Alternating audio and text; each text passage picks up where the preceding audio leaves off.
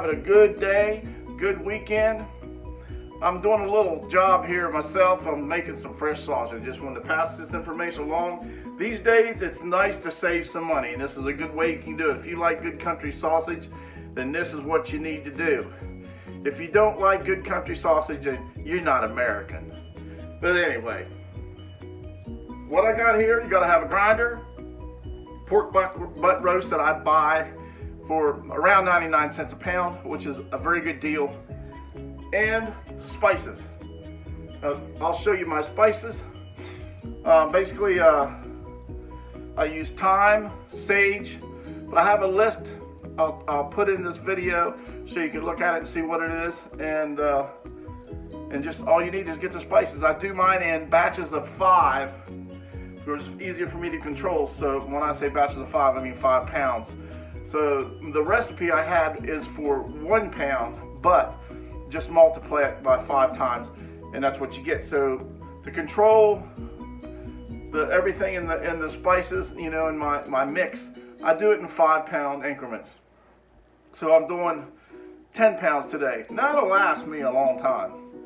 So 10 pounds is good. So anyway, here we go. I've already cut the meat up. I did the first grind. You got to do 2 grinds. The first grind, after you debone your butt roast. And the reason I use a butt roast, there's just more meat on it than there is the shoulder. So the first grind, you do a coarse grind in your coarse plate, which I don't have it right here. Here it is. Here's a coarse plate. Setting in my bowl to be clean. This is a coarse plate. You see how big the holes are. And then, after the first grind, then I spice it. I make up my spices, which is a list here I'll show you later on. And this is the blend of 7 herbs and spices. Doesn't that sound exotic? This here is the blend of sage, thyme, brown sugar, black pepper, pepper flakes, nutmeg, cayenne pepper, and salt. And this is a 5 pound, exactly 5 pounds. And you have to weigh this. Weigh your meat after all your fat has been. Basically, I cut my fat up, and I get to purchase the fat separate from the actual roast, because you have to have at least 40% fat in your grind, because it's just adds flavor, and it cooks nicely with that amount of fat in it. All good sausages got to have at least 40%, but you know, you can put less in if you like. So anyway, I'll take this here, the spices. This is my mix for 5 pounds, and I will sprinkle in, like so. Mix it well. I'll wear some latex gloves, not latex, but surgical gloves, whatever you want to call them. I remember my mom used to use the old Playtex gloves to save your fingernails. So mix it up really good. The mix and the blend is really important. Now my spices, when I put my spices together initially to get the spices good and even and chopped up nicely and mixed, I use a little food processor that holds like 2 cups, and it blends it really nice. Okay, I'll go ahead and add the rest of this.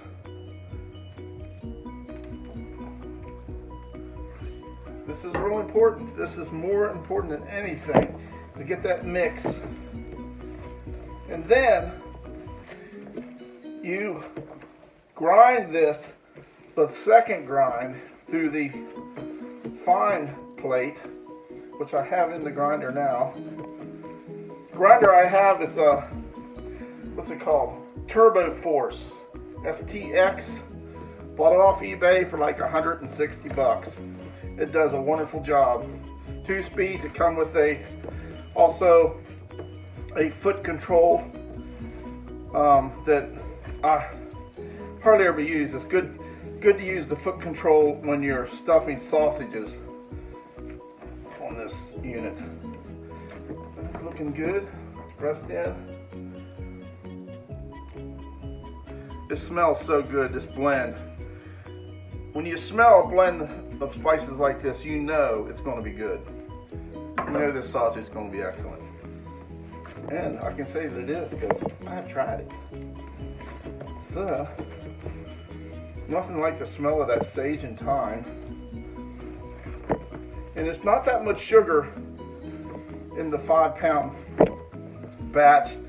There's only about 10 teaspoons of sugar, I believe, 5 pounds, which is pretty low on sugar, not too sweet. I made a batch a while back, it was just too sweet, and I learned a lesson on that one. So anyway, I was playing it by ear instead of using a recipe. Yeah, that didn't work out good. But the last bit here, here we go there.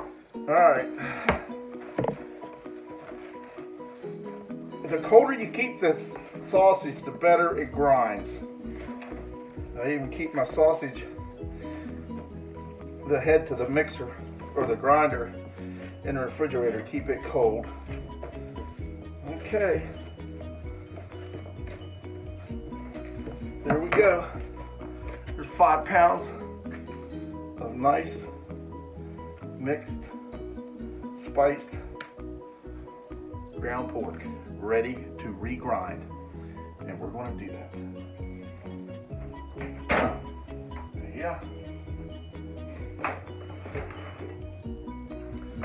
And on the line,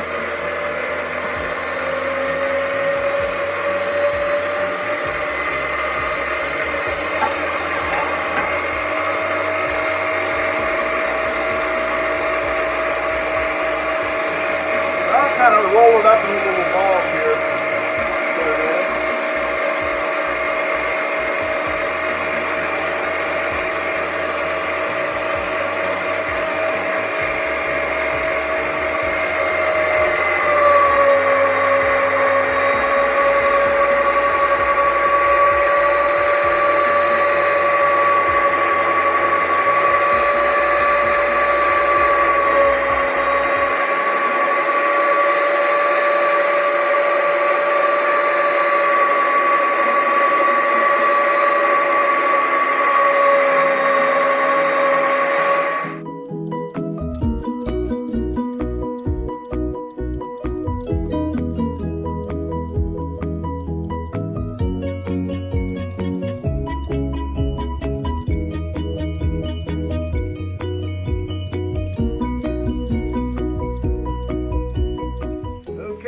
There's 5 pounds of spiced sausage that went through the second fine 3/16 plate for the final grind.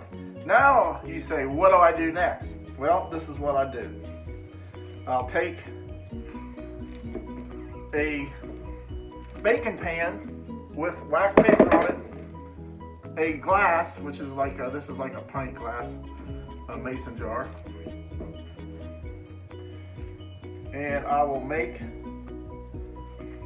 about 2-inch balls and put them on, well, that's a little bit bigger than 2 inches, like so.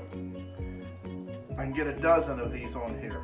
This is going to make about, 5 pounds will make about 2 dozen sausage patties. Take glass, actually I put a little bit of Pam spray on the bottom, and just do this, and there you go. There's your sausage patty. That's a little bigger than what I like. I'll try it again here. But anyway, once you get into the groove, there we go. That's what it ought to be, like that. About like that, and so forth. And like I said, you get 12 of these on a cookie sheet.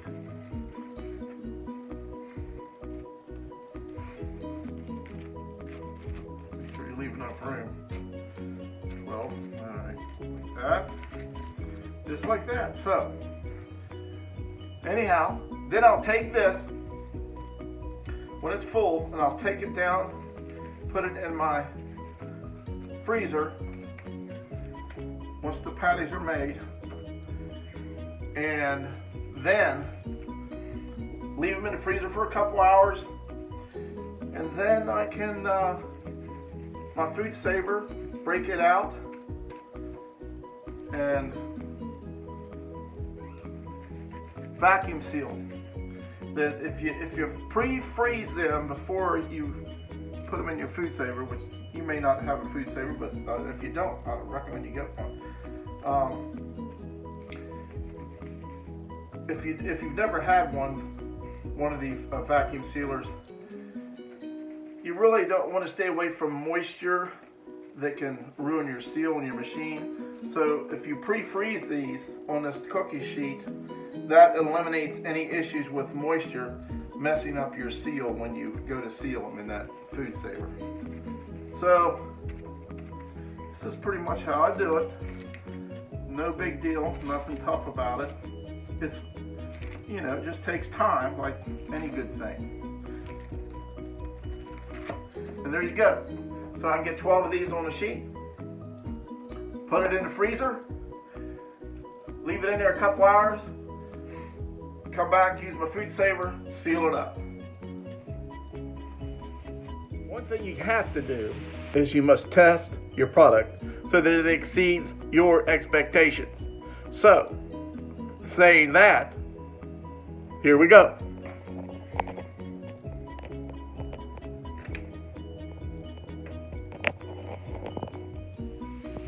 Okay, here we go.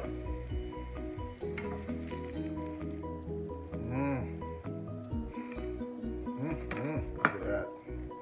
Look at that. I can smell the deliciousness in that.